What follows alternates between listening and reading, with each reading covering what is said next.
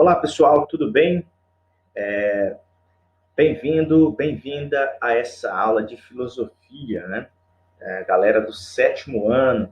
Nessa aula, nós vamos estar dividindo esse nosso encontro em dois momentos, tá? Na primeira parte da aula, eu vou corrigir e discutir junto com vocês algumas questões, alguns exercícios que eu até pedi para que você fizesse da página 44 e 45 do seu livro, tudo bem? Inclusive, eu deixei até um recadinho lá na plataforma que você fizesse esses exercícios como uma espécie de estudo aí para reforçar e aprofundar o nosso conhecimento a respeito da história da filosofia. Tudo bem? Então eu vou corrigir, eu coloquei aqui, eu projetei o meu livro, tá? Na tela está aqui o meu livro que eu uso, e a gente vai corrigir e discutir as questões aqui nessa aula. O segundo momento, eu já vou começar uma rápida revisão, especialmente do que a gente conseguiu trabalhar no capítulo número 2, no capítulo número 1, tá? Eu vou projetar o slide aqui, retomar o assunto, fazer uma espécie de uma revisão, que o capítulo 1 e o capítulo 2 serão os assuntos que serão cobrados na sua prova da próxima semana. Tudo bem? Vem comigo então, acompanhe a nossa correção e a nossa aula de hoje. Pegue o livro, página 44, vamos começar com o exercício número 1, que aí está projetado na tela. Está dizendo assim no exercício número 1. E eu gostaria de muita atenção, preste atenção que os exercícios vão fazer revisões de conteúdos que você já estudou no ano anterior também, tá? Mas eu vou resgatar com vocês aqui à medida que for aparecendo algum tema, algum assunto que nós já tratamos no ano passado. Tranquilos? Vamos lá, então. O exercício número 1 diz assim, assinale as afirmativas corretas. Estejam atentos. Se eu digo as afirmativas, naturalmente eu sei que deve ter algo mais do que uma alternativa apenas. Tranquilos? Vamos lá. Assinale as afirmativas corretas. A primeira afirmação diz assim: em sua origem, a filosofia se diferenciou do mito por tentar explicar a realidade por meio da razão. Vamos lá, então. Essa afirmação está correta? Vamos analisar do seguinte modo. A origem da filosofia foi marcada por uma mudança de pensamento. Isso a gente estudou lá no sexto ano. Tranquilos? Vou resgatar com vocês. Antes do surgimento da filosofia, todas as explicações a respeito dos fenômenos da natureza, do que ocorria na natureza, essas explicações eram baseadas no mito. Com o surgimento da filosofia, essas explicações mitológicas foram deixando de lado aos poucos, tá? Devagar, elas foram ficando para trás e foram adotadas explicações racionais para os fenômenos da natureza. Tudo bem? Então, a primeira afirmação, nós podemos dizer que ela está correta. Tranquilos? Vamos analisar aqui, então, e você tem que marcar a letra A. Bom, eu já sei que a letra A está correta. Tranquilos? Vamos lá, então. Letra B. O mito, a religião e a filosofia são uma coisa só. Todos tentam explicar a realidade da mesma maneira. Essa afirmação, só de analisar aqui, mito, religião, filosofia, eu percebo que são coisas totalmente diferentes. Tudo bem? Se são coisas ou modos de viver e entender o mundo, se são formas diferentes, naturalmente, cada uma delas, né, seja a filosofia, seja a religião, entende o mundo, entende a realidade, explica a realidade, cada uma a seu modo. O mito vai explicar a realidade de uma maneira, a filosofia de outra, a religião de outra. Tudo bem? Então, essa afirmação da letra B está errada, porque está querendo dizer que mito, religião e filosofia é tudo a mesma coisa. Tudo bem? A letra B você não deve marcar. Vamos analisar a letra C, a afirmação da letra C. Embora a filosofia seja um discurso racional, as ideias religiosas e místicas não se afastaram completamente das correntes filosóficas. Essa afirmação, meus queridos, ela está correta. Mas explica, professor, por quê? Vamos lá. Mesmo com o desenvolvimento da filosofia, do saber racional, o aspecto religioso não foi abandonado por completo. Por quê, professor? Porque, inclusive, é um dos assuntos que nós trabalhamos no capítulo 3. Nós vimos no capítulo 3 a tentativa de unir duas formas de compreender o mundo. De um lado, a fé, do outro, a razão. Não foi isso? Foram correntes de pensamentos que tentaram aproximar fé e razão. Portanto, a filosofia, mesmo usando o aspecto racional, ela não vai abandonar de maneira fazer uma ruptura muito brusca com o pensamento religioso, mesmo porque no pensamento cristão, da filosofia cristã, né, da Idade Média, vão tentar usar filosofia, tá, com a razão, e a teologia por meio da fé. Tudo bem? Então a letra C está correta. Vamos ver o que a gente entende pela letra D. Platão combatia qualquer afirmação que não pudesse ser verificada na prática ou confirmada por meio dos sentidos. Professor, não lembro de Platão. Vamos recordar aqui. Platão, essa afirmação não está correta, tá? Okay? Essa afirmação está errada. Vou explicar o porquê. Platão pertence a um período da filosofia, né, que a gente chama de filosofia humanista, que coloca o homem no centro da discussão filosófica. Ele vai explicar a realidade e vai chegar à seguinte conclusão. Para Platão, existem duas realidades, dois mundos. Um mundo inteligível, que a gente alcança por meio da razão, e um mundo sensível, que a gente percebe à nossa volta, esse mundo que a gente está vivendo aqui, por meio dos sentidos. Tudo bem? Então, existem duas realidades. Mundo inteligível, que a gente percebe por meio da inteligência, do conhecimento, e o mundo sensível, que é aquilo que a gente percebe por meio dos sentidos. Tudo bem? Só que tem um porém. O mundo inteligível, para Platão, ele é mais importante. Ele é melhor, ele é especial. O mundo sensível, que é esse mundo que a gente vive aqui, a gente percebe as coisas por meio do sentido, esse mundo, ele é marcado por ser um mundo de fantasia, é enganoso, ou seja, a gente pensa que está vendo uma coisa de um jeito e é de outro. Então é um mundo de sombras, sombras da realidade, porque a verdadeira realidade, segundo Platão, está no mundo das ideias. Tudo bem? Então vamos lá, vamos analisar aqui.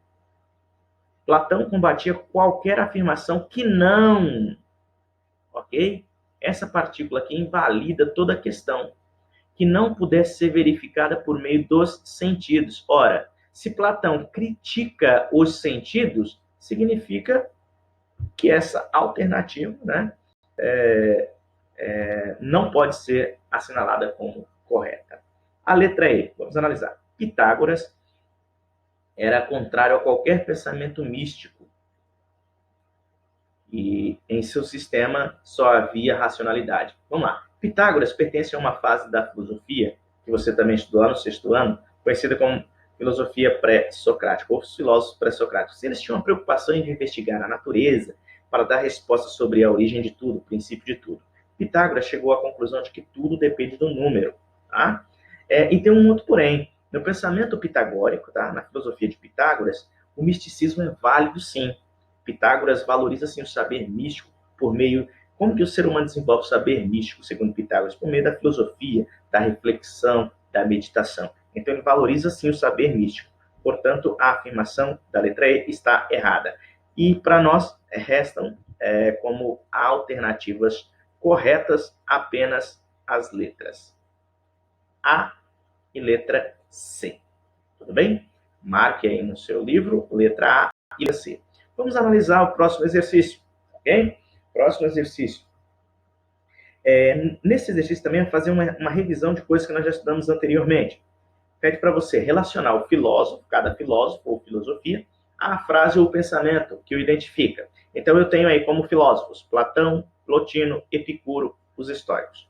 Platão já acabamos de falar sobre ele ali anteriormente. Plotino, nós falamos na aula passada, que pertence ao neoplatonismo, uma nova corrente de pensamento do período medieval. Os Epicuro e os estoicos nós estudamos na filosofia helenística, que nós estamos no capítulo 1 e no capítulo 2. Tudo bem? Vamos para a primeira afirmação. Deixa eu pegar aqui uma caneta para ver se a gente consegue escrever alguma coisa aqui. Vamos lá. Primeira afirmação. É preciso identificar os prazeres bons dos prazeres ruins. Bom, o pensador que fala sobre os prazeres tá? Que ele classifica como natural e necessário, né? Os não naturais e não necessários, e os que não são nem naturais nem necessários, é um cara chamado Epicuro. Então, aqui no primeiro, eu coloco a letra C. Isso você estudou no primeiro capítulo, que eu vou revisar também no segundo momento da nossa aula de hoje. Beleza? A segunda afirmação. Existem duas realidades, a visível e a inteligível. Muito bem. No exercício anterior, nós acabamos de falar de um filósofo que defende a ideia de que existem duas realidades, dois mundos, o inteligível e o sensível, ou visível. Quem era esse pensador? Isso mesmo, Platão. Portanto, aqui você coloque a letra A na segunda afirmação. Vamos para a terceira afirmação. É o principal filósofo do neoplatonismo. Esse pensador você estudou na aula anterior, na aula passada, no capítulo 3 aí, um pensador do período medieval, conhecido como Plotino. Então, aqui nessa afirmação, você coloca a letra B. Tranquilos? Tudo bem até aí? Vamos para a próxima e última afirmação. Seu nome deriva de uma palavra grega que significa pórtico. Bom, só sobrou para nós histórico. Históricos vem do grego stoa, que significa pórtico. Isso você estudou lá no capítulo 2, se eu não estou enganado. Tudo bem? Então, a sequência correta das suas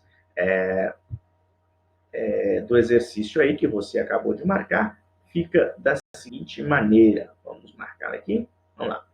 A sequência das alternativas seria a letra C, A, B e a letra D. Tudo bem? Vamos para o próximo exercício. Beleza? Exercício número 3. Exercício número 3 está pedindo para você analisar do seguinte modo.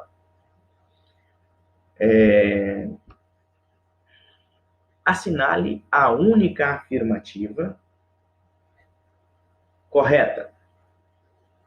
Vamos lá. Assinale a única afirmativa correta. A filosofia cristã tem início com... Deixa eu pegar um lápis aqui para a gente riscar a alternativa. Deixa eu botar aqui. Vamos lá. A filosofia cristã tem início com, letra A filosofia patrística, que incentiva amor à pátria. Patrística não significa e não deriva de pátria. Patrística refere aos primeiros padres da igreja que desenvolveram um raciocínio tentando associar fé e razão, que nós trabalhamos no capítulo anterior. Então, essa afirmação a gente... Letra B. A filosofia cristã tem início com a atuação dos padres da igreja que defendiam a mensagem de Cristo e elaboravam uma teoria cristã. Está aí a alternativa correta. Tudo bem? Vamos para o exercício. Vamos para a terceira afirmação.